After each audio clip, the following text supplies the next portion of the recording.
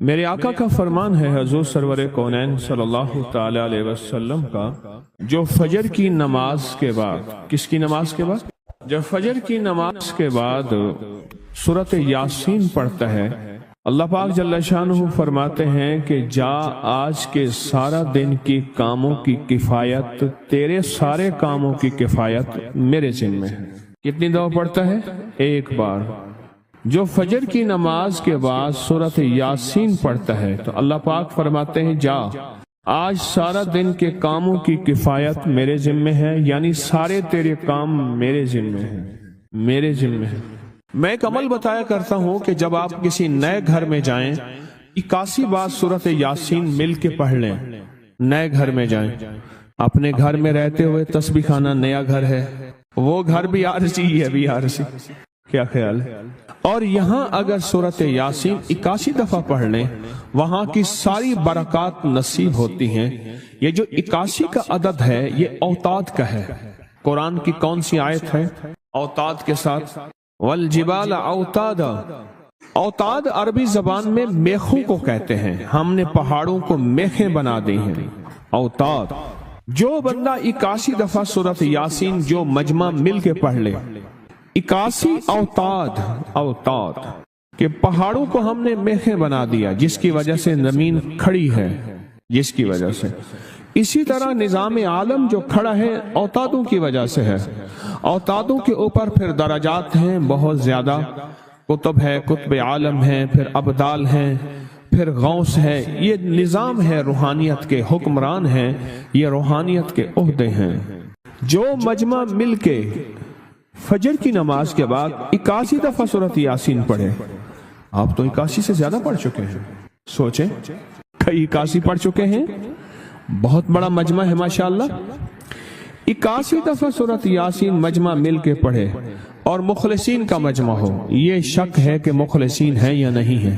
مثلا آپ جائیں اور آپ جا کے کہیں سے بندے اکٹھے کر کے لائیں اور انہیں لاکھ مخلص ہونے کا 1 گھنٹے کا گھوٹا لگائیں اور ان سے بات کریں، پھر بھی شک ہے مخلصین ہیں یا نہیں ہیں۔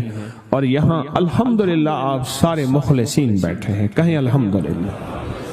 اللہ کے لیے آنے والا مخلص ہے، اللہ کے لیے رہنے والا مخلص ہے، اللہ کے لیے بیٹھنے والا مخلص ہے۔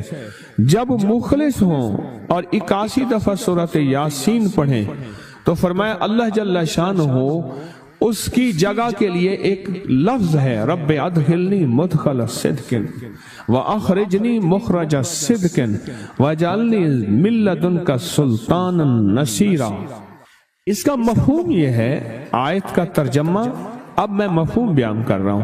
اے میرا مولا، میرا یہاں آنا، ادخلنی مدخل صدق واخرجنی مخرج صدق، میرا رہنا، میرا جانا، میرا آنا، میرا بیٹھنا، اے سخی آقا اس کو ایسے بنا دے جیسے تیری بارگاہ میں کوئی بادشاہ ہوتا ہے، کوئی سلطان ہوتا ہے اور کوئی بڑا ہوتا ہے، اور تو اس کے لیے کیا مسندیں بچھائے گا اپنے خزانے غیب میں، جو تیرے خزانے میں بادشاہ، جنت کا ہر جنتی بادشاہ ہوگا، ہر جنتی بادشاہ ہوگا، اس کے لیے قالین ہوں گے، اس کے لیے نعمتیں ہوں گی، اس کے لیے انعامات ہوں گے، اور اس کے لیے حیرت انگیز برکتیں ہوں گی۔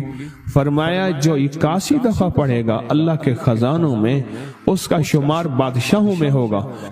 جو 81 دفعہ سورۃ یاسین پڑھتا ہے اس کی چاہت سے ملتا ہے، ضروری نہیں وہ کہے۔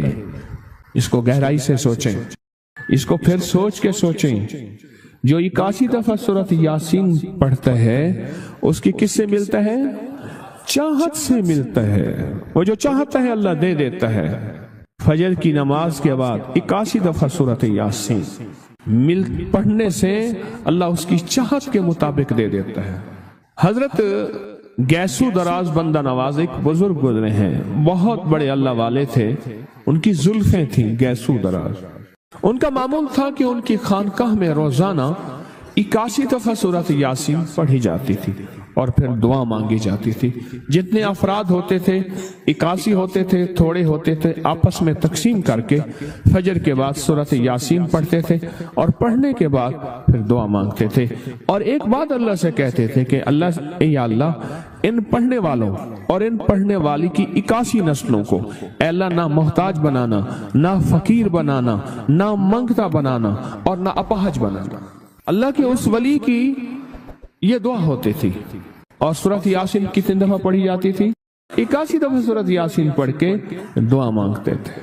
اور قدرت کا نظام دیکھیں، تاریخ بتاتی ہے کہ ان کے اس محفل میں بیٹھنے والے جتنے بھی تھے، جنہوں نے دل کی گہرائیوں سے سچے جذبے سے، یہ نہیں ہے کہ فجر پڑھ کے سو گئے یا فجر سے پہلے ہی سو گئے، سچے جذبے سے جنہوں نے پڑھا، اللہ پاک نے ان کی نسلوں میں رزق، وسعت، دولت، ایمان، عافیت، بیٹے، نعمتیں، خیریں اور برکتیں عطا کی۔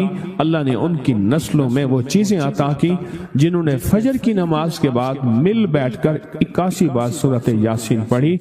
کیوں؟ 81 اوتاد ہیں۔ جو شخص یہ چاہتا ہے اللہ میری نسلوں کے لیے رزق کے دروازے کھلے رکھ، رزق روحانی اور رزق جسمانی، اللہ میری نسلوں کے لیے دنیا کی مہنگائیاں، حالات، کرائسس، ناکامیاں اور پتہ نہیں آگے مہنگائیوں کی صورتحال کیا ہوگی، لیکن اللہ مجھ سے اور میری نسلوں سے رزق نہ چھین، تو فرمایا اس شخص کو کہے کہ سورۃ فاتحہ پڑھ، اور سورۃ فاتحہ کو ایک بار پڑھ، اور جب پہنچ ایاک نعبد و ایاک نستعین، اس کو 40 منٹ ایسے وجدان، ایسے درد، ایسی کیفیت کہ کوئی دنیا کا کوئی فرد مجھے یاد نہ رہے سوائے اس کی ذات کریمی کے، اور اس کو دہرا دہرا دہرا دہرا، اس کو دہرا۔ اور کہا کہ میں نے وہ پڑھنا شروع کر دیا، شیخ حامد کوفی کہتے ہیں کہ کوفہ میں ہمارے ہاں ایک رئیس تھا، اور لوگ اس کے در سے کھاتے تھے، اور لوگ اس کے در سے بہت لیتے تھے، اور بہت سخاوت چلتی تھی، اور سنا تھا کہ اس کے والد بھی ایسے رئیس تھے، اور سنا تھا اس کے دادا بھی ایسے رئیس تھے، اور یہ بات سنی تھی کہ اس کے دادا نے کوئی عمل کیا تھا، اور ایسا نہیں، دادا کے بڑوں نے کوئی ایسا عمل کیا تھا جس میں اللہ سے نسلوں کے لیے رزق اور رزق کے خزانے منوائے تھے۔ کتنے لوگ ایسے ہیں، مال دولت چیزیں، ایسے حالات اور گردش میں آئے کہ ناموری سے گمنامی میں چلے گئے۔ مجھے یاد ہے کہ میں ٹاؤن شپ میں ایک بندے سے ملا، یہ بات ہے آج سے کچھ 27-28 سال پہلے کم و بیش، ایسی چھوٹا سا کمرہ تھا اور مختصر سی 2-3 کرسیاں، ایک ٹوٹی سی میز، اور کہا کہ میں لاہور میں میرا سکہ چلتا تھا، میرا نام یہ ہے، نام مناسب نہیں، رازداری زندگی کا پہلا حصہ ہے، اور میرا نام یہ ہے، اور میرا اپنا ذاتی جہاز تھا، اور یہ مال تھا، اور یہ چیز تھا، اور آج میرا حال یہ ہے کہ اگر میں دوائی لوں گا تو یہ بندہ پیسے دے گا جو ساتھ کھڑا تھا، میرے پاس دوا کے پیسے نہیں ہیں۔ مجھ سے ہمارے مخلص ہیں، وہ کہنے لگے کہ میرے والد جن کے پاس جاب کرتے تھے ان کا بہت بڑا کاروبار تھا، انہوں نے اس دور میں 14,000 کی گاڑی لی تھی نئی، اور پھر 16,000 کی گاڑی لی، نئی گاڑی، کتنے کی؟